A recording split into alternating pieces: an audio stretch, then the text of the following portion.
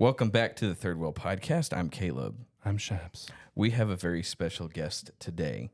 Today only. Okay, we will never see him again after this. Yeah. Okay, don't ask where our guests go after they show up. We have here today Ethan. Say hi, Ethan. Howdy. Ethan, we usually try to go into detail about how we met. So without giving out like really personal information, everyone knows Brianna. She was our first guest on the show. One of my favorites, one of the greats. Okay, but you want to try to tell the story of how we met? Do you remember? So I don't remember the exact story of how we met, but one of my favorite interactions recently we were at one of Brianna's groups, and we got talking about movies and whatnot, which was the original reason I was supposed to be here, but that's changed since. And I was talking about how I hadn't seen a bunch of movies, and you called me a fake nerd, like a window shopper nerd. Wait, I said that? Yeah, you That's hilarious. Yeah, no, it's definitely my favorite interaction we've had so sweet. far. Okay, cool. Just because it's a great story to tell. And that was your first interaction. First proper interaction, because we had a lot of like, hey man, bye man. Well, I was going to say, so I'm actually really bad at first impressions. Ask any girl I've dated or ask anybody's wife. Okay, I have a bad reputation. Specifically with women? Yeah. Oh, you know what? That's fair. Yes. Anybody's wife. My current wife, I had a bad This guy just told you that you called him a fake window shopping nerd. And he's still here. Yeah, I'm still here. I stuck around. He was happy with that. That's his favorite. Yeah, That's the nicest thing anyone's ever told me. Yeah, it's one of those impressions where it's like, I want to see where this goes. Yeah.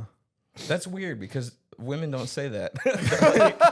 Why not? I hate this guy. That's what they go for. I don't know how I got married because that's what she said the first time. Like, oh, I don't like him when we first met. That's crazy, man. But I was able to fix that. I think you were too nice to them. That's probably what it is that you're too nice to them. To women? You're just too nice to them. Oh, quite the opposite, buddy. I'm mean, but I think okay, let me get deep here for no reason. I think I'm compensating for my lack of female interaction when I was younger, which the show and our audience knows a lot about. I think I'm overcompensating with, let me be too confident, so I start coming in swinging with these jokes. And like, the women will get the wrong impression. Like with the one I was telling you about, my buddy's wife, she thought I called her fat. Which I would never call a woman fat, right? You're calling her thick. It's different. With 3 C's. Like, how's she supposed to take that the wrong way? Couldn't she read?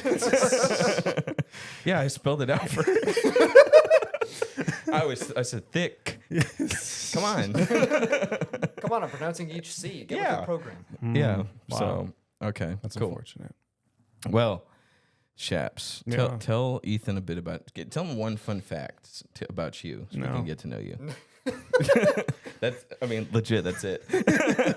Fun fact, I have no fun facts. That wasn't fun or a fact. All right, so today I did want to talk a lot. Well, we missed a lot, okay? Because last week we ended up talking about politics, which we never do. And we even said on that episode, we're not going to talk politics, and then we just did. Yeah. But it was fun. I don't even know what the thumbnail is going to look like, but it's... I know. Yeah. I'm actually not envious of you because there's probably going to be a lot of bleeping and stuff you got to cut out. But we also don't curse on the show, Ethan, just so you know. Oh, don't worry. For the record. But I wanted to talk about the Jake Paul Mike Tyson fight last time. That's true, yeah. Now, I'm sorry, Ethan, I didn't tell you we were going to talk about that, but that's okay. fine. Trust me, I have opinions.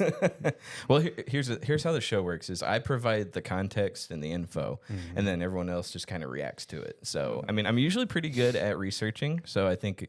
And I was actually here for this one. I watched the fight, and it was actually up the street from where I live, but I didn't get to go. Right.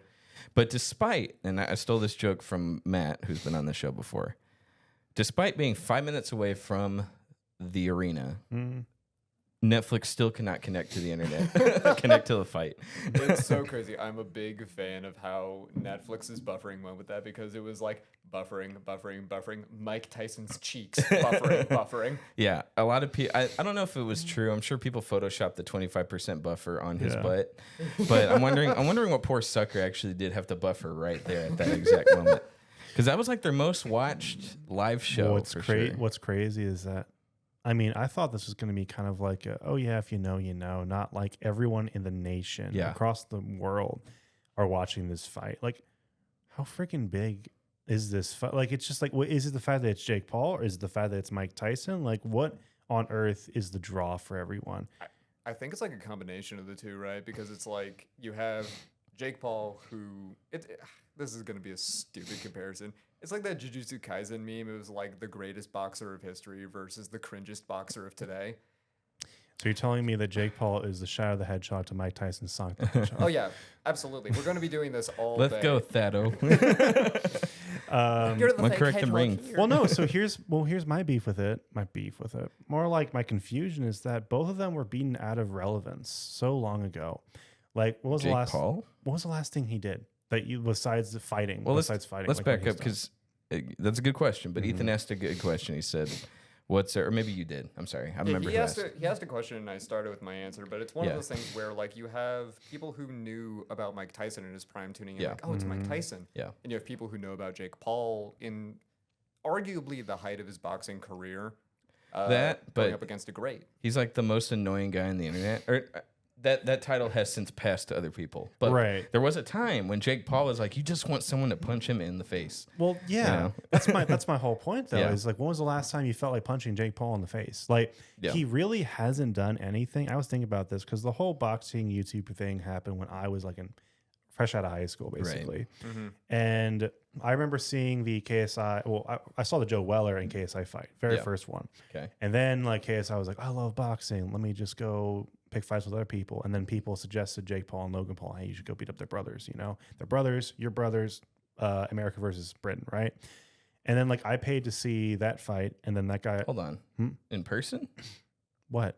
The KSI. I didn't see it in person. Okay. But I paid to see it like it was on YouTube. I was like, let's go back. I was going to say, that goes kind of hard if you were there in person. Unfortunately, no, but it was on Netflix. You're almost cool. Honestly, that event wasn't even like, it wasn't like sellout event like it is now. Like back then it was like a lot of pro boxers were upset because it was like a lot of amateurs taking over the industry, because like it wasn't a huge event, but it was bigger than boxing has ever seen. More people, more young people have been tuning in. Like children are tuning in to see Logan Paul versus KSI, and then it got drawn, and then they had to do the rematch. Like all that happened years ago, dude. That like, was a while ago, 6 or 7 years ago, and like.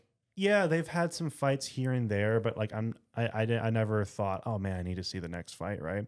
It was an era, right? It was a saga, and it concluded with KSI being the victor, and then they ran off into the sunset with the Prime, and they made their own business. Like I'm like, okay, I like your analogy here. They ran off into the sunset, but we still have to have our Kingdom of the Crystal Skull, the Force rendition.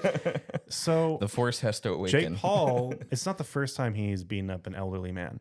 This is like probably I think this is the second person he's fought who is like a retired boxer. Yeah. Forgive me, I kind of forget who the first one was. He was an MMA fighter, the first guy he fought, but Jake Paul really does just kind of like pluck his opponents out of the exactly, and retirement home. everyone knows that about him, right? Right. So he suddenly wants to fight Mike Tyson, who trained them, interestingly enough.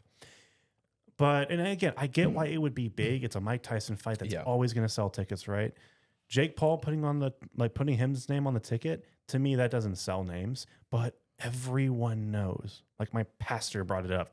In the sermon this past week. No, Jake Paul and Mike Tyson, both their names. Okay. I'm like, when would this ever be a thing? You know, this has never been a thing. No one ever took YouTubers seriously. And I don't even think they took Jake Paul seriously, because here's the thing. It's the same problem I have with people making fun of like KSI's cringy stuff. Yeah. Making fun of Jake Paul at this moment, it's like everyone in the world's doing it, and they're making the exact same jokes. I'm like, where did this come from? Like, why is this suddenly like blown up? I get why it would be meme to death, right? But again, Jake Paul has had fights like this before. Mike Tyson just happens to be the most popular, most well-known, right? So I'm like, I don't know if that's excuse enough for it to be like household known. Like everyone, my mom even knows what happened. You know, like it's crazy to think about. So I'm like, where did the popularity come from? It was the marketing, because I remember driving by the stadium and just seeing the big banner, Mike Tyson versus Jake Paul. I mean, that is so weird to see. It's just weird, you know, like this relatively nobody YouTuber that like not everyone's gonna know is fighting, you know, the most well-known boxer in the world at what is he? Almost 58. Yeah, almost 60. Yeah, about to say. It's just topsy. It's almost like, okay, remember that Okay, no, you wouldn't remember. Maybe there was a movie, Airplane 2. Have you seen Airplane 2? I've not seen the second one. Okay, I actually like Airplane 2, but there's like they walk by this poster, these movie posters, and on the one of them it says like Rocky 11. Yep, I've and seen like that one. Stallone's like this elderly 80-year-old man, and I'm like, we used to think that was a joke, and then like in Back to the Future 2, it was like Jaws 15 or something. Yeah. We used to think that was a joke, you know, this would never happen. That's why it makes it funny. Now this is actually happening. Yeah. This garbage is actually happening. All right. Ethan, what do you think? I was gonna say it's one of those things where it's like Jake Paul, like we make fun of him for like fighting old people because he fights old people, and he wants to fight Conor McGregor, but he refuses to go down to Conor McGregor's like weight range, which is like, of course you'd trounce the man. You got a 46-inch reach. You're almost twice his weight. Yeah. Probably like a whole head taller than the man.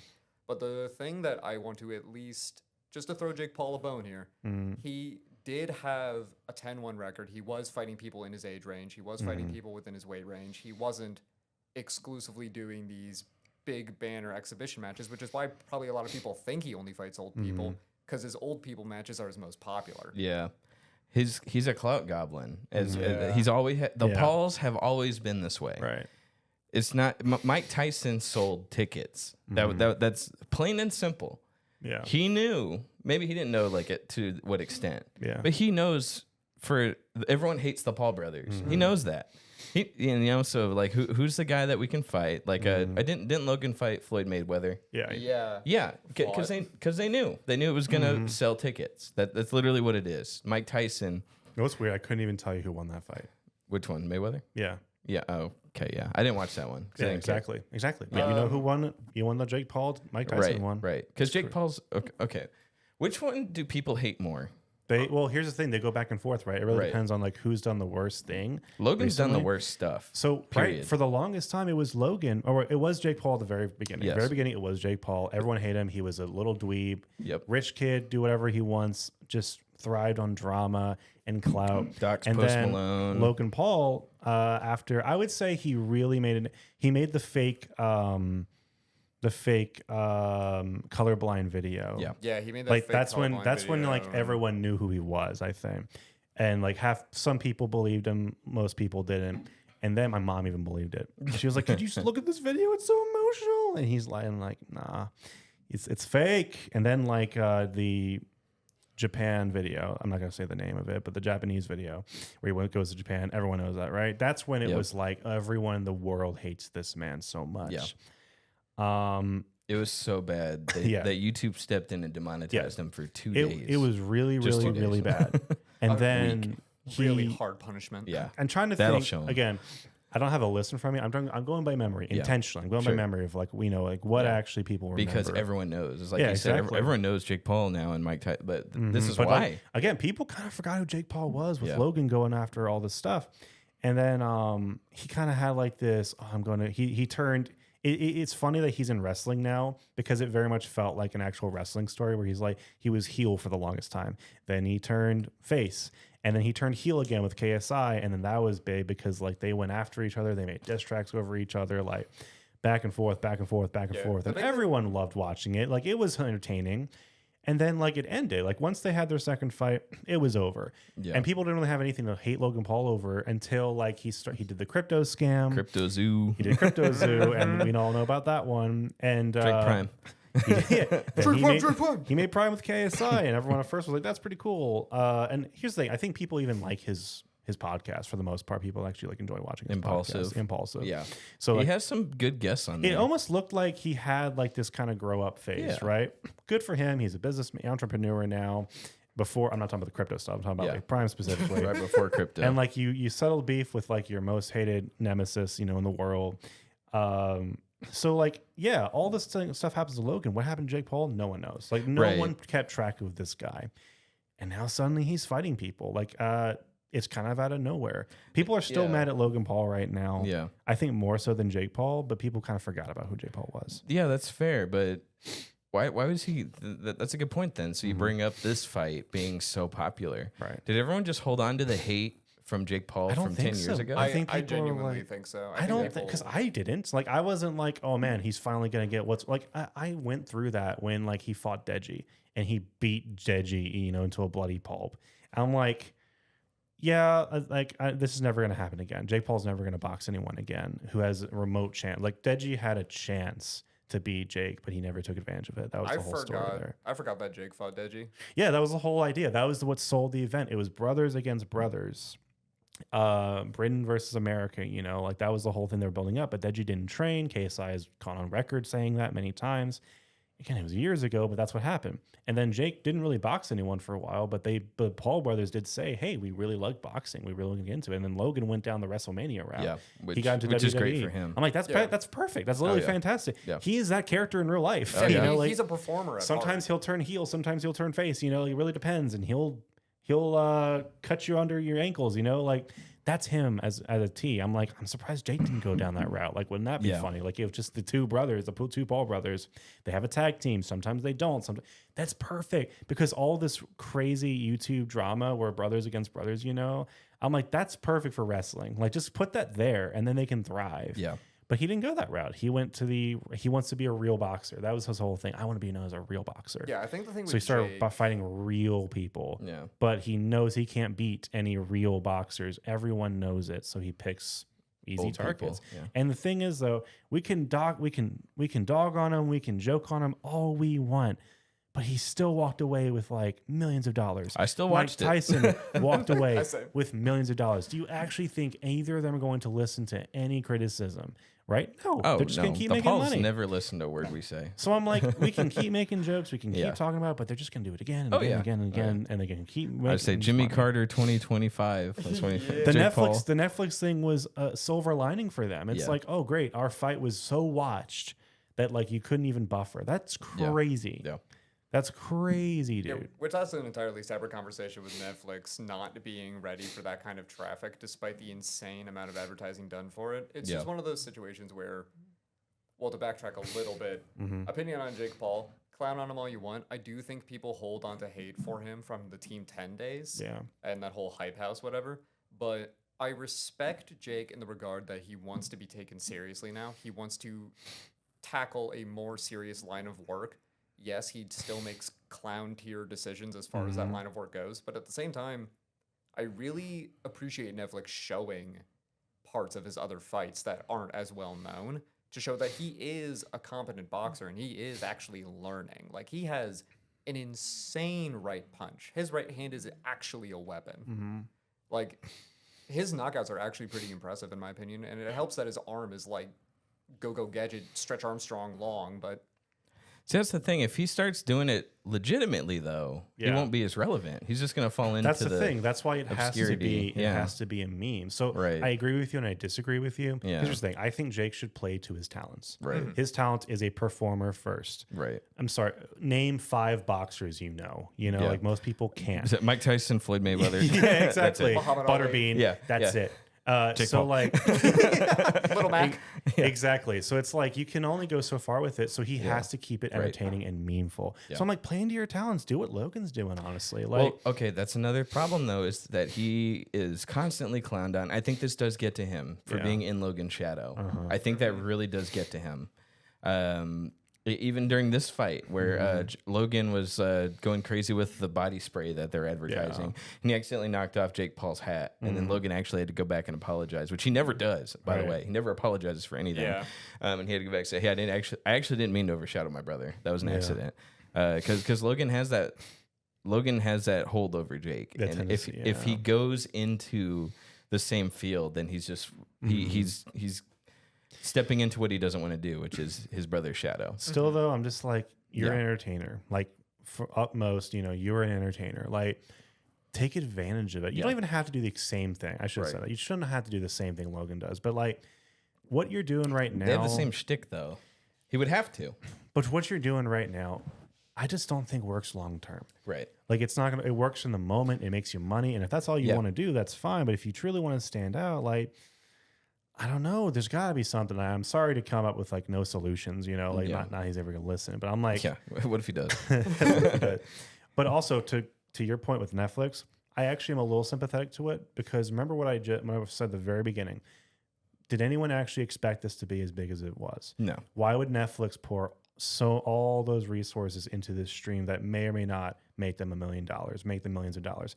There's a lot of bandwidth to take that many people tuning in. There's no way you could have predicted that. Like, there's no way you could have predicted through streaming, not cable, streaming. How many people could be watching? They did try to predict it though.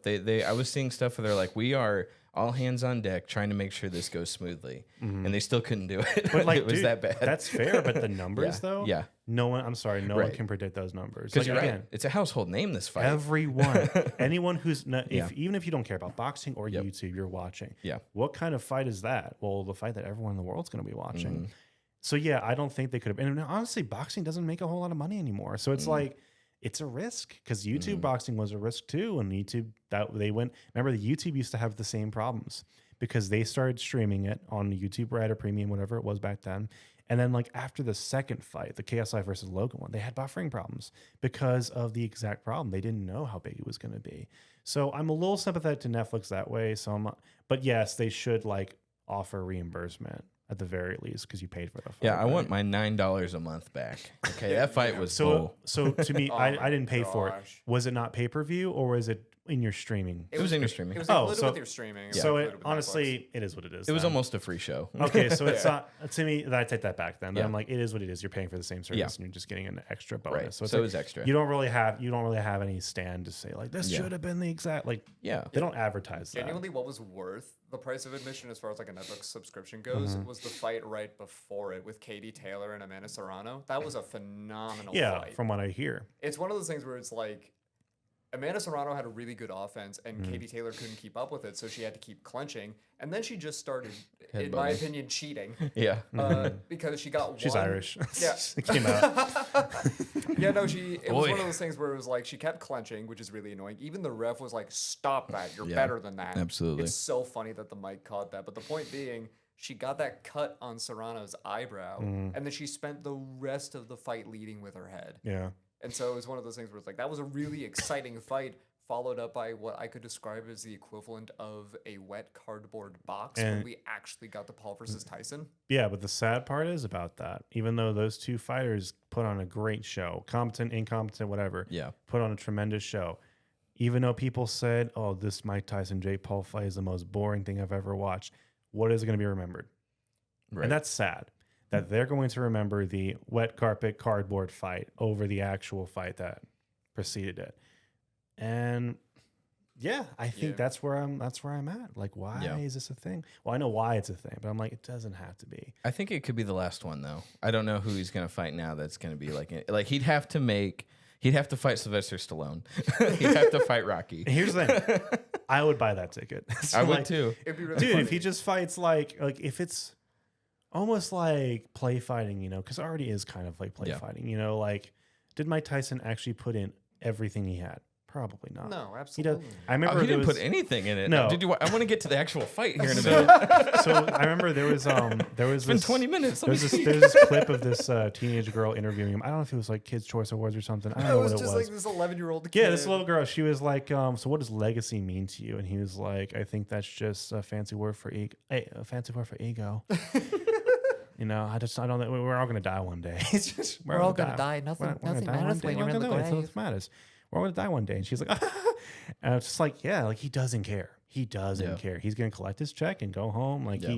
he made another spotlight appearance. Like maybe the last one in his career, lack of career, whatever you want to call The it. last one in his like 10 years of public figure. Yeah. So I don't know where Jay Paul's gonna go, but like literally, I just don't think boxing's gonna work out for him as long as because he's It has worked out for him. but he's running out of fighters. You're right. Yeah. He's running out of Yeah. fighters.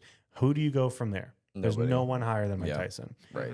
unless you actually want to get serious and fight a real boxer. Yeah. But then So- again, that doesn't get the clicks. It doesn't That's get not, the click. Yeah, that's So not that's- going to he's break not Netflix. gonna go for it. Yeah. So yeah, I don't know what he's gonna do, but what I can see him almost doing is trying to go for like, what if he made his own podcast and he just had boxers and fighters on, and or if he became like commentary for like bigger fights, like I could see that happening, something Yeah. like that. But almost like how a quarterback usually retires and they can become a coach, something like that. But he's so young, like he has a lot of potential to do something. But yeah, I don't know. Okay, you want to talk about the fight? Yes, Yeah, I want to let's get to talk the about the actual actual fight. fight. Okay, Round 1. Yes. yeah. So, Jake Paul came out on his slow-moving vehicle. Everyone's booing. Yes. I was very happy to see that. Everyone's booing. Logan's like, yeah, I like watching people swing on trees. Yeah. He's spraying his body spray. Right. Yeah. And then knocking off Jake's hat again. But then we get to Mike Tyson, who everybody was ready for. Like, of course Jake made a big show. That's his thing. He's a performer. Yeah. But I was really hoping Mike Tyson was getting ready to do his thing. Like the Tigers were going to start walking from Hangover. Yeah. And I thought he was going to play In the Air Tonight, like he did in The Hangover before he punches Zach Galifianakis, Yeah. And he just, as soon as they announced Mike Tyson coming out, he just walks up. he just walks out. Yeah. There's nobody there. Nobody's like with him. He doesn't have ladies, no tigers, no cars. He's just, his face too. He looked scared or nervous. He's like, Yeah. Did you watch it or no? Okay. I watched it. I know what you're talking Yeah. about, and we can get into it after we talk about the actual fight. But I do think go ahead. that is like part of his medical concerns earlier this year, Yes. where he did have like a genuine scrape with death. Yeah. Like he was rough, and I think he was worried about like dying. Yeah. Oh yeah. So 6 months ago, like he had that problem on the airport, and they had to postpone the fight from July. Yeah. People thought this was never going to happen. Apparently, he almost died. Yeah. Apparently, and I was like, holy cow. So yeah, same thing. He's walking out, and he's all nervous, and he just gets in the ring. He's not saying nothing. Everyone's clapping, but everyone's confused. Everyone's cheering, but everyone's looking at him. He's not making no performance, no show, nothing. Yeah. Now, this isn't wrestling, right? So it's, Mike Tyson, yeah, I want you, from Rocky or something. But boxers, dude, you see him come out with like 80 people. Oh, yeah. And they all have like a gimmick, and they're all cheering. Like, it's obviously the Paul brothers go way out there, but like, and it's like he just wants to get this fight over with. Yeah. Yeah. So I had a watch party on this, and the hopium that everyone was injecting in their veins, because those first 2 rounds, he threw like 5 punches. He just, he's doing the quick dodge. And I was like, okay, cool, here we go. He threw 1 punch. You hear, yeah, you're cheering, and then he just stopped after that. He is famous, or he was famous for like the 3-punch knockout round 1. Yep. But that was him. Boom, boom, boom. Rounds over. Yeah. Game's over. Like everyone's upset because like, we just spent all this money and like the round's over in 20 seconds. That was him. That was his signature. That's what he does. So to hear it go all the way until judgment, like Yes. Yeah, it went all 8 rounds, all 8 2-minute rounds, and he spent most of it chewing on the thumb of his glove. Yes. really. And people were debating, like, is that because he can't get his mouth guard in? And one of the announcers was like, no, that's like a tick he has where he's always done that his whole career, where he just chews on his glove. And by that second round, I was telling everybody, I don't think he's trying to fight this actual match. And I was like, no, he's warm. God, the amount of coping everybody was doing. Everyone. The apologetic. A lot of copium and hopium. And I saw he landed 1 good left, and then he was like, oh, I might not get paid if I keep doing that. Yeah, exactly. Like, and so everyone's like, no, he's warming up. My wife, she's like, no, he's saving his energy for past the 3rd round. I'm saying I'm the only one who's like, guys. He used all his energy He in the made first his 2. entire career by ending the fight as fast as possible. Based it all on that. So He literally had a 90-second fight. Like, people couldn't even get concessions before the fight was over. right. Yeah. Isn't that insane? And so in this one, he's just chewing his glove, dodging. And I was like, I don't think he's trying to act for real. Yeah. And so then by the 8th round, I was like, that is so disappointing. And I love my wife, but she was like, oh, he's telling such an inspirational story about going the distance. And I was like, babe, I think he just cashed out $20 million. No, that's exactly what I thought. Okay, so I actually didn't read up on the contract. So they just post that? I don't. Are you I don't sure think- about that? I saw something about it. Like, keep in mind, Because that sounds like Reddit. this is logic, entirely. honestly. Yeah. I saw it in a few spots. I saw it a little bit on Reddit, a little bit on X, a little bit here and there. But this is speculation. But the way he fought, I have no reason to not believe that there is some element of truth to it. That might be the case, but if they post that or if that gets out, like that could be fraud. Like, Yeah, right, like it could be that's fraud. eligible for Like, fraud. absolutely. I'm not saying that that's like 100% truth. I'm just Yeah. saying that I saw something about it, and the way Tyson fought, I have no reason to not believe that that might be at least a little bit true. 58. That's all I have to say. 58 years old. 58 years old. That's my reasoning. He wasn't going to knock him out anyway in the first 2 rounds. Yeah, no, like, I mean, I've been building him up all this time, but yeah, that was like 30, 40 years ago. Yeah. Like, who was the last time he doesn't fight anymore? Like, he keeps his body, I guess, in shape as best he can, but like, he doesn't go as far the distance that like 20-year-old or a near 30-year-old can. Like, he just can't. Like, that's my excuse for it. It's like, yeah, he's not going to try that hard because you brought up a good point. He almost died 6 months ago. Yep. So like, this could be his last night. Do you really want your last night to be in the ring with freaking Jake Paul? Oh God, I'd go straight to hell.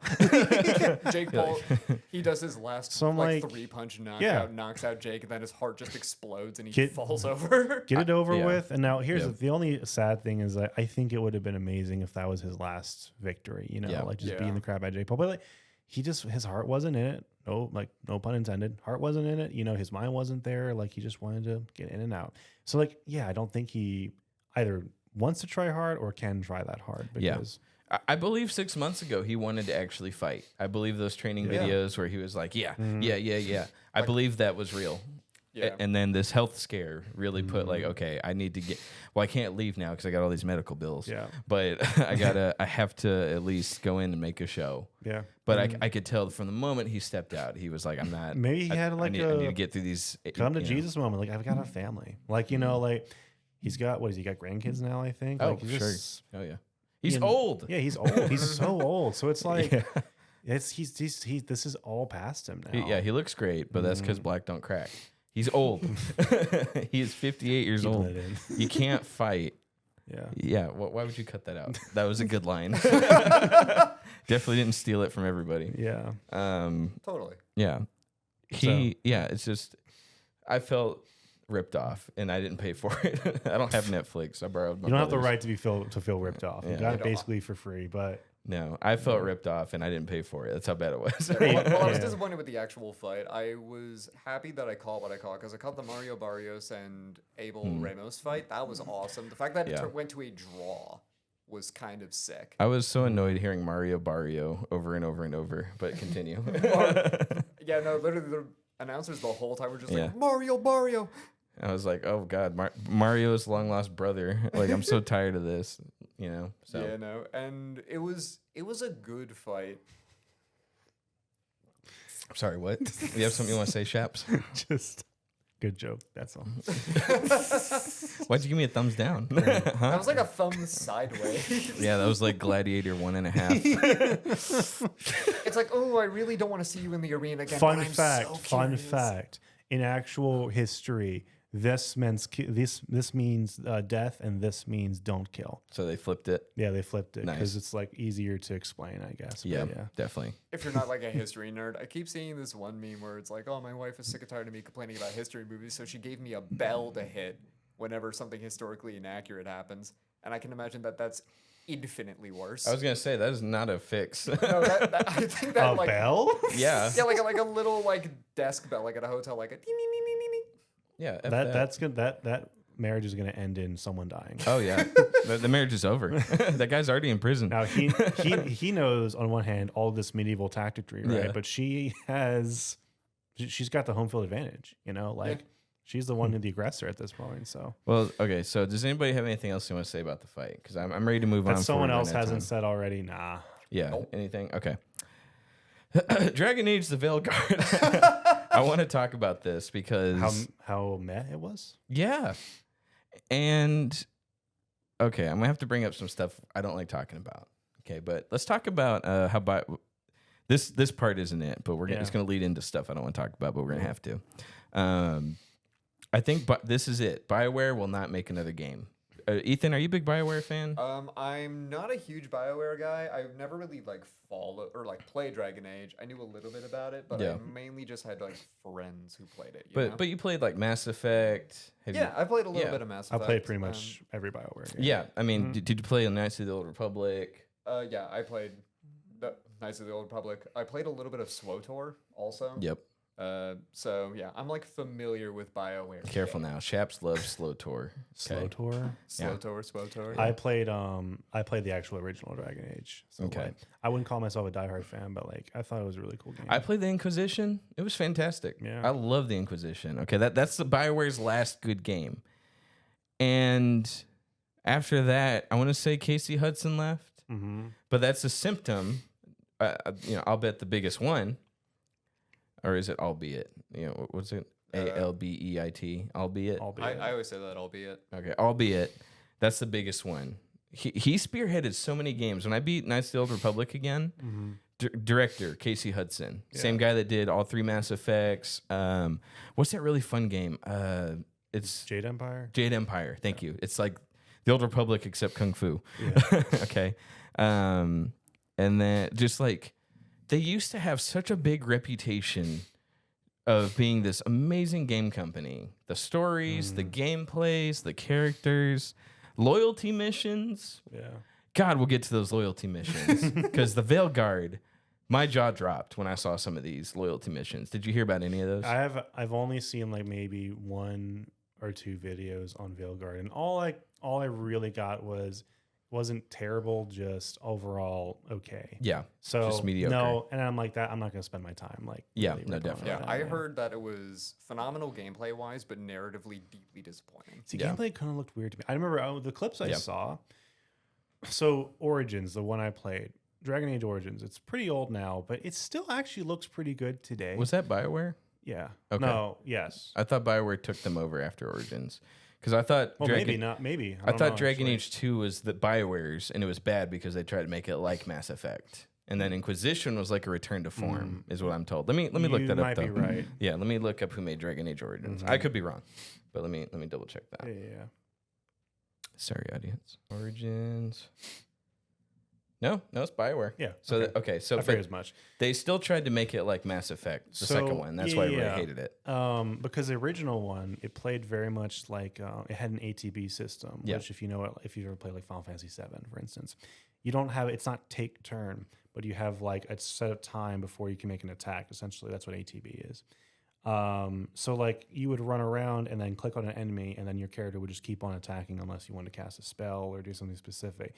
And then you can tell all your party members what to do, but you could pause the game and then queue up all the actions you guys wanted to do. It was really cool. Final Fantasy, I think, started it.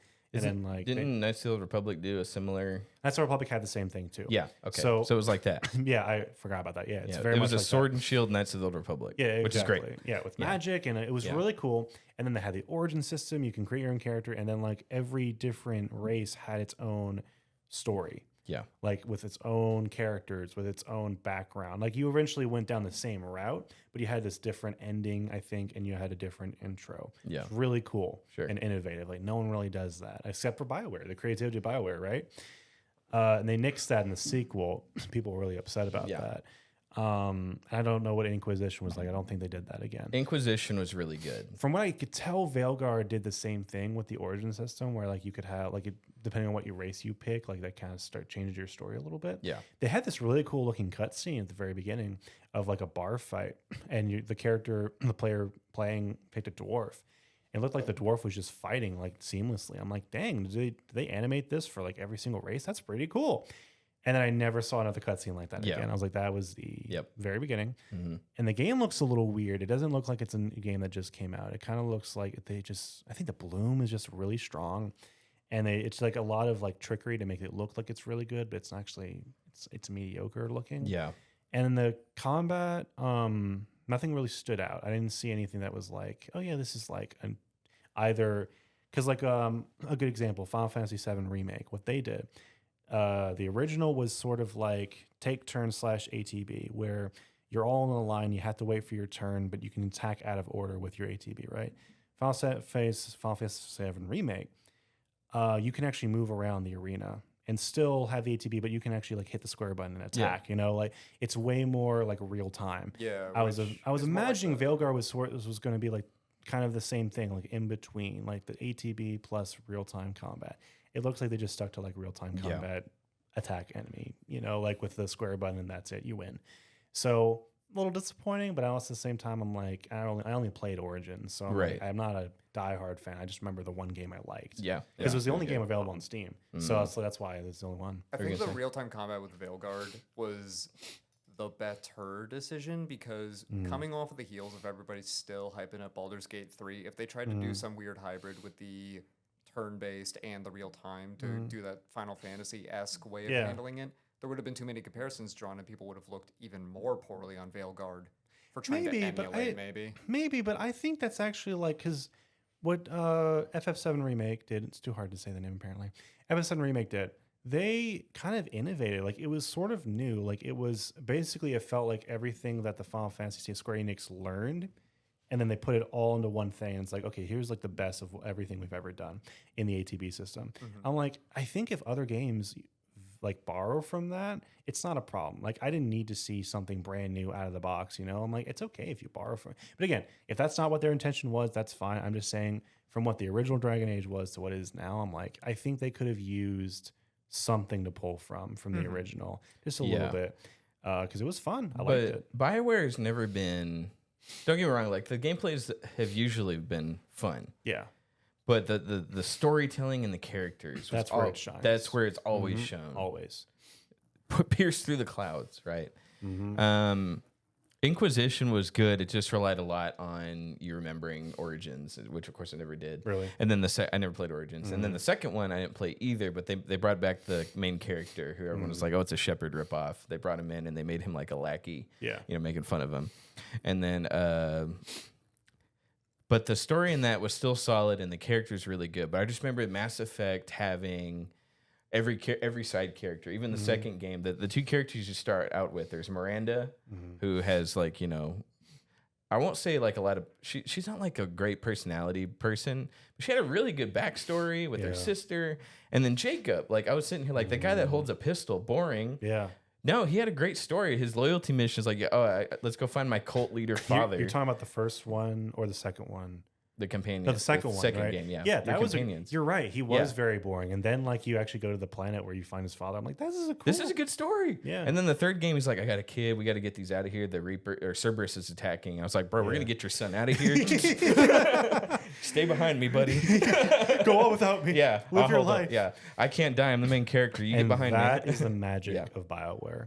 Don't say that because that is what hurt them as a company. BioWare magic. No, but no. What I'm saying is what other company in the world can say we made 3 consecutive games in a trilogy where you can make your own character, have your own stories, and all tailors at the end. Yeah. Was it perfect? No, absolutely not. But it's like, what other companies ever tried that before? And back then in the third one, when the ending was really bad, they were like, okay, let's release a extended ending DLC to fix it for free. Yeah, Baldur's Gate did the same thing. No one got upset. So it's like right, exactly. And it's like back then, BioWare used to really care about their stories and about the gamers and all that kind of stuff. Right. And all those people are gone. So what caused them all to go is when Anthem came out.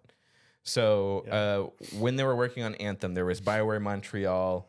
There was, and then there was like 2 other baby BioWares that were going out. So one of the baby BioWares was making Mass Effect Andromeda. Which was pretty bad. I ain't gonna lie. It was pretty boring. Did you play that one? I only saw things about it. I only heard things about it. We've talked about it. I couldn't get past the tutorial planet. Well, actually, after I succeed tutorial planet and your father dies and names you successor emperor of the entire human race. Yeah. That's where I ended. Well, your father was played by Mr. Krabs, by the way. I just want you to know that. Dang, I need to go play that tutorial island just again. Yeah, just again for the... Sponge me boy, you're the emperor of mankind now. But all right, Mr. Krabs. Oh yeah, Mr. Krabs. I'm sorry. Derailed. Man. All right. Let's put this track back on track. Is it a bad sign if like Lily SpongeBob, all SpongeBob memes get me now? No. I mean, hey. Really? It's a good string of memes. Like, I'm so genuinely surprised and overjoyed when someone just like mentions something casually. I have to. Yeah. And I'm like, sweet. Let's go. All right. So Andromeda comes out. The gameplay, I will say, was probably the best out of all 3. Now, that could be blasphemy. I just thought it was generic. Really? Because like I thought, again... It perfected the formula, the Mass Effect combat formula. What I liked about the other games is that, you may call it like boring or Mass Effect combat wasn't that good. I actually liked it because it was unique. I didn't say it wasn't good, but continue. Yeah, I think it was unique. Like it was its own thing. No one really does cover shooters like that. And it got better as the games went on. The Andromeda just looked like it was trying to appease a broader crowd, which that was the whole idea of Andromeda, I think, was to like be more accessible to a wider range, a wider audience, which isn't inherently a bad thing. I thought the content was a little generic. That's all. Anyway, So it was baby Bioware. Yeah. They made Andromeda, and you could tell it was like the leftover C team of Bioware people. Right. So when Andromeda came out, they were like, okay, no DLC, we're done, the game's out. So they took all those people, they closed that studio, and then they put them all into Montreal. Yeah. There was also a subsection working on the Veilguard. Actually, we didn't. It wasn't called the Veilguard at the time, though. Right. No, it was announced a long time It was, ago. and then it was in development hell. Yeah. So Anthem. Everything's Anthem. Anthem had such a terrible 7-year production span. Anybody, are you familiar with that? Yeah, I'm familiar with the production nightmare that was Anthem and the really shoddy release that followed. Oh, yeah. So Anthem was their big live service. Like, this is going to be a 10-year-long roadmap-y game, right? Comes out, generic flops, right? And DLC's canceled. They did, like, one event after it came out. Gone. Numbers, everyone, even EA admits it was a failure. And it was because not just Casey Hudson, but a lot of the talented people there had left Bioware by that point because of the working conditions being so bad. And so all that were left were a bunch of airheads that didn't know how to make a decision. The lead guy on Anthem would waste years calling meetings. Like he'd pull everybody into this meeting room and be like, okay. And they would all argue about how the game's supposed to look. Yeah. And at the end of the meeting, nobody made a decision. And they would all yell at each other for years. And, they had 7 years to make the game, and it looked like it was done in 7 months, which is what happened. They pulled Mark Dara from the Veilguard to finish Anthem, and they had like 9 months to finish the game. And so what we got was a horrible rushed conclusion. No extra levels, no DLC, nothing. Flopped. And then they canceled all the plans for Anthem. Moved everybody back to Dragon Age, and this was their big one. They also they had a subgroup of people release the Mass Effect Remastered trilogy, which I have, and it's really good, right? But for the most part, Dragon Age was their big, this is our last flagship game. Yeah. They have released, since Inquisition, 0 successes. Okay, if you want to count the Remastered trilogy, fine, because that was a success, right? Everybody bought the game again, right? But for the most part, failure. Big bombs. Like same thing with the Suicide Squad, Kill the Justice League, how they lost like millions of dollars on it. Anthem lost them a lot of money. Andromeda lost them a lot of money. And now this game, same thing. The same thing with Andromeda, where it's like the game came out and like, okay, we're out of here. We're not going to touch it anymore. We're not going to fix it. We're not going to add anything. They're doing the same thing with the Veilguard. The Veilguard, they're just like, oh, now we're focused on Mass Effect. We're just Veilguard is what it is. We're leaving it alone. What were you going to say, Ethan? No, I was going to say that it's just one of those things where, like, critical failure after critical failure after critical failure. Even if, like, on, like, Steam, I checked Veilguard this morning. It has mostly positive reviews on Steam by somehow, but I saw the game barely cusp, like, 10,000 players. Yeah. And has, like, mass refunds coming in. That's a big one. Like, at the end of the day, they have to make money. Yeah. They have to. Okay, so let's talk about the Veilguard. This is prime Bioware now, right? This is them returning to their roots. This is supposed to be the games that they're known for. Yeah. And it is a horrible shell of its former self. You're talking about Mass Effect 2. Their least interesting characters in Mass Effect 2 were really good. Like I said, Jacob was like, oh, this is a generic, the guy you start with. You know what I mean? Like, this is my first marriage, you know? And then it's like, oh, no, like he's really great. Right. And it's like Veilguard doesn't even reach Jacob levels of cool. You know what I mean? Yeah. So I watched a really good video comparing loyalty missions from past games to loyalty missions now. So they brought up, I think they brought up Inquisition, or it was one of the Dragon Age games, but it was like you're helping your companion talk to his dad, who shunned him out of the inheritance and shunned him out of all this really cool stuff, and it's really emotional. I'm watching, I was like, oh my God, I don't know this guy, but I'm feeling it, right? And then we cut to the Veilguard, and this part I didn't want to talk about, okay? The loyalty mission is literally taking one of your companions to their mom and getting their mom, get this, to accept their pronouns. There's no way. And so they sit him down, and mom's like, look, I just wanted you to be a strong woman. I'm not a woman. My pronouns are they, them. So no way. Yes. This is the big thing that I heard about with Veilguard, and it goes into something that I have an opinion about, because Dragon Age. Real quick. We don't want to get too far in like the subject of that genre. We right? don't. We really don't. But like, do continue. Just know that. Yeah, Yeah, no. I'm not going that direction. I'm talking more about the way BioWare handled it and going into the BioWare's monkey paw problem, where they had subject matter that they were trying to execute in a way to work it in with the way Dragon Age has worked with sensitive subjects in the past. Sure. But like blood magic. Like I was totally intolerant of blood magic in my household until I played Origins, and I was like, you know what? Everyone should do a little blood magic. Yeah, we had to be a little bit more accepting of blood magic in our households. However, I guess I'm confused. I don't know what that. You know what blood magic is? I know blood bending. It's the same. It's the same like concept. Like where possessing people. It's taboo. Yeah, Okay, it's gotcha, like or necromancy. Like we can't do blood magic. Okay, here. gotcha. You know It sounded like this was a real thing for you guys. No, not really. I was joking. I've got something that's grounded in what I know more about, and one thing that I just heard, and I don't know if it's like 100% true, but my issue with Veilguard and the way they handled it is less the subject matter and more that they executed in a way where they're talking down to the player. They are lecturing the player. Yep. And they are telling the player what to think rather than showing them how to get to that headspace to think about it the way the game wants you to think about it. They just chuck it at you like bricks at windows and hoping that you get the message. Can you fail the QTE and get her like right. Oh, my Paragon wasn't high enough. like are the three options like she's right? they're She's right, correct. he's right, or they right? You have to hit it like the freaking Dead by Daylight generator. Like you remember the loyalty missions in Mass Effect 2, right? Yeah. They were so good. Thane and his Right. son, and that could have gone like 50 different ways. You know what I mean? Like Thane's son dies. Right, yeah. Thane's son lives, but he goes to prison. Yeah. Thane's son lives, but he becomes a good person. And then and you cared about them. You're like, we're gonna help this boy's son, this Or man's like son. Talia, my favorite. Yeah. Sorry, but my favorite. Sure. She's like, you have to convince her own people that she has the best interest in heart, that she doesn't deserve like all this blame, all this shunning, like Yes. and then you can give a big speech at the end. It's almost like a big FU to her people, or more like, you guys don't know who you have here. You know, like, oh, it's so emotional. It's so great. Like, I care about these people. These are real people. And I watched this cutscene, man, of the Veilguard.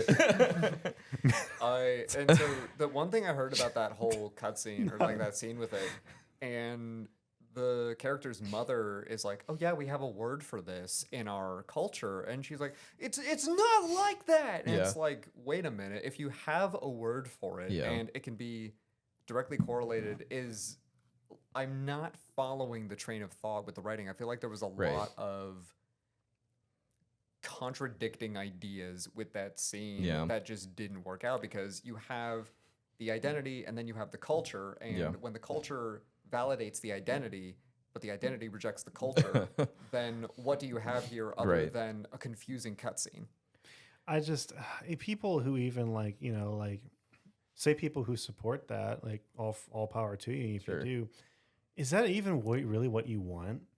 Like, is that representation to you, is to have a really awkward side mission where you have really awkward dialogue that's real life? I'm like, this is a fantasy world. Yeah, like I don't come to this game to relive my trauma. Yeah, exactly. You know? I'm like, that's I am here to hit orcs with mallets. I am not here to get into the throes the of world social is commentary. ending outside. Yeah. That's so weird, dude. Have you watched Video Game Donkey? I haven't watched it. It was on the Veilguard. He played the Veilguard in the very beginning. It's like when he's creating character, it's like you can choose your pronoun. He's like, oh, don't show the Starfield guy this. I didn't think that was going to be a core theme of this game, though. Yeah. That's so weird. Interesting. Well, yeah. So there's a scene I'm pretty sure that you're familiar with where somebody who gets the pronoun wrong. I think it's the main character. It could be the main character. But somebody gets a pronoun wrong, and then the character starts doing push-ups. And they're like, why are you doing push-ups? It's like, well, let me tell you. A regular apology doesn't cut it, okay? Because that's not sincere. You're just doing it because of public pressure. But when you do push-ups, you put words behind your actions, and the character's like, okay, can you dive into that more? Well, when you do push-ups, it sends a stronger message about your ignorance. You know what I mean? And it's like, oh, so social pressure. Got it. Yeah, that's exactly what I'm talking about with the lack of tact and talking down to the player. It's one of those situations where you really have to look at it and be like, okay, this was made with hate in your heart. you need to dial it back and have a conversation about it and So, not just yell at me. You know what's funny is that Bioware was one of the first serious companies that actually had the first, I think, same-sex option, romance option. Oh, yeah. In Yeah. KOTOR. Mass Effect 3. Original KOTOR. Oh, the original KOTOR? Mhm. Oh, Juhani. Yeah, Yeah, the I know what you're talking Jedi. about. I know what you're talking Everyone goes for like, oh, it must have been like a modern one. Oh, that game's pretty old. Yeah. And that was like one of the first because like all the Japanese RPG games, they never touched the subject. Okay, for sure. And you know, so like people were like, that was like one of those things. I'm like, even like disagree, agree, whatever. Like that was handled pretty well. Sure. And like it was kind of subtle and quiet about it, and people remember that very fondly. So Yeah. I'm like, now you're doing like trying to do the same thing, but it's punching people in the face Right. rather than Yeah. like, hey, this is something that people feel. So it's like, I'm gonna be real with you, bro. Mass Effect 2. Mhm. Okay, this is the suicide mission. Okay, Yeah. like Oh, yeah. we may not come back from this. Mhm. And one of my crewmates comes up and says, "Shepard, I got some unfinished business before we go." I'm like, "Okay, bro, we gotta handle this. It's a loyalty mission. These are my boys." And Right, he says, yeah. "My parents aren't accepting of my pronouns." I'd be like, "Get off my ship." oh, the airlock is just that way. Yeah. I did it at the beginning of the game. We can do it for you too. Yeah, this is one of those things where BioWare, like I I said, can't fight they- the Reapers they- knowing that my parents don't accept my pronouns. The collectors are stealing planets, but we got to get my pronouns right. You get to like the Reapers, and they're like, dude, that's messed up. Yeah. you didn't help them. What monsters? Are you calling us the monsters? We'll hold off our attack until you go get that sorted. Shepherd. And they start doing push-ups Yeah. like Shepherd. You don't understand. When I'm sorry is not enough. Do we need to do push-ups after this recording session? Absolutely not. Airlock's that way, buddy. The point of this conversation is that the writing used to be so good for Bioware. Bioware is a shell of its former self. They can make 50 more Mass Effect games. They're not going to be as good as the first 3. It's time for EA. Never thought I'd say this. I'm all against EA killing studios. Yeah. Not in this instance. It's time for Bioware to die. Just pull the plug. They're wasting money. They're making stuff that nobody wants to play, nobody likes, like nobody's enjoying, and people are feeling condescending to, and it's time to pull the plug. And I don't think Mass Effect 6, what is this? 4 or 5? I don't. This think will be they're 5. I think they're calling it 4, or maybe its own new thing, because I don't think Andromeda was technically an official sequel. Yeah, it's not coming out. There's no way. There's no way EA is going to give them another chance on I think this. they will. Really? Honestly, You really think because, so? Yeah, it's just the pattern, dude. The pattern, like EA has like oogles and oogles and oogles of money. They're never going to get out of business. Like No, they have a That's pattern their- of killing companies, dude. yeah, but like they also keep companies hostage, and they're going to force them Yeah. to make whatever they want. If they think Mass Effect 4 or whatever is going to make money, then throw it at them. If they lose, then it's like, okay, well, we still have money elsewhere. We still have EA Sports. Like Yeah, I'm just tired of them stampling well, it's all the same over way my as like, do favorite. you remember what Embracer Group did? It's the same thing as Embracer Group. Embracer Group was basically a company that I think they're still a thing. They acquired as many companies as possible just to kill them. Right. Like that's Yeah. kind of what EA was for a while. Yeah, they did that with Dead Space. Yeah, You yeah. know, they acquired it and then they tried to make Dead Space 3 a looter shooter. No, the remake came out Yeah. and people love the remake. Oh, So it didn't sell any copies. the remake? Yep, it didn't sell. It lost money. Really? Yep, and so they canceled the remake of the second game. Really? Yep. Oh, that's interesting. I that's was the first time very I heard that. disappointed. I'll First tell time you, I heard that. it was the gender neutral bathrooms. I think they killed it. No, I'm just kidding. Must have been. But look it up, dude. It didn't make any money, and they canceled the other stuff they were Really? doing. Did anyone ever want a Dead Space remake? No one asked for it. No. But they went for it anyway. Oh yeah. So like I think this thing is it's not the game that they're interested in making money. It's like the IP. Yeah.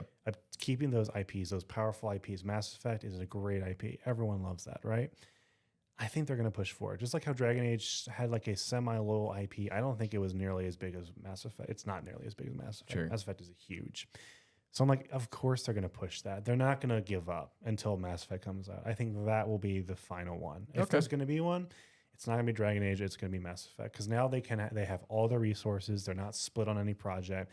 Now, is it going to be good? Probably not. But they need to hire some better writers. They're going to push really, really hard to get Mass Effect out because they have nothing else going on right now. Yeah. So the slog of Veilguard is gone, you know, like, and it's really sad. People were looking forward to it. And like, I really hate seeing it. You know, people who are waiting for a Dragon Age game, but keep waiting. yeah, it's not going to happen. Go play something else, but go play Baldur's Gate 3. As soon as they say, it's not like, you know how developers of Baldur's Gate were like, we're not coming out with any DLC. It's not the same thing. They were basically saying our story is done. We wrote it. For Veilguard, it's like, no, we don't want to deal with it anymore. Yeah. Like, it's just different feeling, you know? So, like washing their hands of it. To be told by the developers, say, if you're a fan of the series, that they don't care about it anymore, they're just moving on. Like, but they did that with Andromeda. And I know it's not, I know you're saying it's not official. I get it. But they do it with every game that comes out and just flops. They're like, no DLC. We're just moving on to the next game. That's what Bioware has been for the past, like, 12 years. It's been just pump, dump, pump, dump, pump, dump. I just don't think EA is going to give them another chance. They haven't been profitable for a long time. Well, the thing is, it's like, I don't even think they're asking for the chance. The thing is, EA just saying, we have to do this. Like, okay, well, you just think they're just going to keep them open just to do it. Yeah, I think they're flagshipping that, like, basically saying, like, no, you need to make Mass Effect because we own you. Like, I think that's really what it is. Maybe I don't think they have any autonomy when it comes to like what we want to make. Well, if that's the case, then that game's just going to be pushed out for the sake of being pushed out, not because it's going to be a good story to tell. They need the IP. They need to keep that IP strong. God, they're going to disregard those endings so hard. Oh, everyone's not going to be tinted green. You know? Yeah, dude, it's pretty wild. But it's again, Ubisoft's doing the same thing. Like, pump up an Assassin's Creed game, not because we want to, because we have to. You know, keep that IP strong. Keep it IP strong. The game ended with Desmond. Amen to that. EA and Ubisoft did the exact same thing that irritates me whenever it's like, oh, I bought this game on Steam. I'm going to play it through Steam. And it's like, make an Ubisoft account. It's like, I don't want to do that. I just want to play your game. God, the Ubisoft accounts. I forgot about that. And same with EA. Like, we're trying to play Need for Speed Unbound. EA is like, oh, you need to play with your EA account. And Ubisoft, I tried to play Black Flag recently because I was arguing with coworkers about whether or not it was a good game. I've got one who loves it, one who hates it, and I've never played it. That's an argument? Apparently. That's a weak argument. I'll show them. I'm going to play it. That's such an unbelievably weak argument. Yeah. Because, like, it's objectively a good game. It's not even, like... It is the best not a contest. Yeah, so I was like, all right, I'll play it and I'll break the tie. If you don't like it, that's one thing, but you can't just say it's a bad game. That game is... The only thing that game's missing is the Kraken. Everything else, totally solid. And so my experience with it was literally like, all right, I installed this 30-gig game. Time to play it. Make an Ubisoft account. No! And so that's my experience. Well, tough noogies. That's everything. But... Yeah. I mean, like, because EA now has Origins, you got to make that. Yeah, I mean, I've gotten over it. I just try not to play that many Ubisoft or EA games. You liar! I try not to. Liar! I say I try not to. You were lying to my face. We had a whole discussion on this. just because I said I've played all of them doesn't mean they've all been on one platform. You make me sick. Just because I try, it doesn't mean I tried very hard. In fact, thank you. Now on Far Cry 5, I don't even think you need to have the launcher. Honestly, no, cause I got it on PlayStation Store. Yeah, so there you go. So no, if I can avoid the launcher, I'll avoid the launcher. But sometimes I just have to go bite the bullet. Oh my gosh, one more step. Now, what games I cannot forgive are games that you have to make an account as soon as you boot up the game. Oh, yeah. Like Payday 3. I just got Payday 3. And I was like, all right, I'm excited. A year now. Up here, people are saying it's good now. I loaded it up. And big login screen. You have to make a Payday 3 account. I'm like... A Payday 3 account? Like for Starbreeze or whatever it is. So I got to remember a password and an email. I know what email I'm going to use, but password? I'm like... No thanks. Why? That to me is way more infuriating than a freaking launcher. I hate the launchers, the extra launchers. Yeah, for sure. But that's just them keeping their branding, right? That's just them keeping their IPs together, right? Isolated. So you always think about them whenever you boot up a game, right? It's annoying. It is what it is. Everyone does it. Like freaking Bethesda does it, you know? It's annoying. Yeah. But Bethesda has a launcher for every single one of their games. Really? But yeah, pretty much because Fallout has one, and then Skyrim has one. Really? I don't remember making an account for Skyrim. Not an account, but actually they do have an account if you want to get like the creative stuff that they are pushing. Yeah, like to make an account. But no, like boot up Payday 3. I'm like, can't wait. Already paid for it, downloaded it, and you have to make another account. Like before you can access the game, you can't access any content. You can't hit start. That is to me like the biggest freaking turn off ever. You have to make an account for what? To track my information? That's what all it is. You want to sell my information? That's all it is. So, all right, hold on. This episode's going on long, but this is really good discussion, so we should pick this up next episode. Yeah. So, guys, sorry, but we try to be respectful of y'all's time. It's been over an hour. So let's say goodbye to Shaps, to me, and of course, Ethan's going to stay here till next week. So. Absolutely. I'm going to sit in this room. I'll keep all the equipment warm. Now let's see how many push-ups we can all do. Yeah, sorry. Sorry, thighs. See they all next time. You might have to cut that out. No, you know what you have to do. Yeah, you're right. I have to. Yeah, you're right. All right, I'm going to get started on these push-up, guys. See y'all later.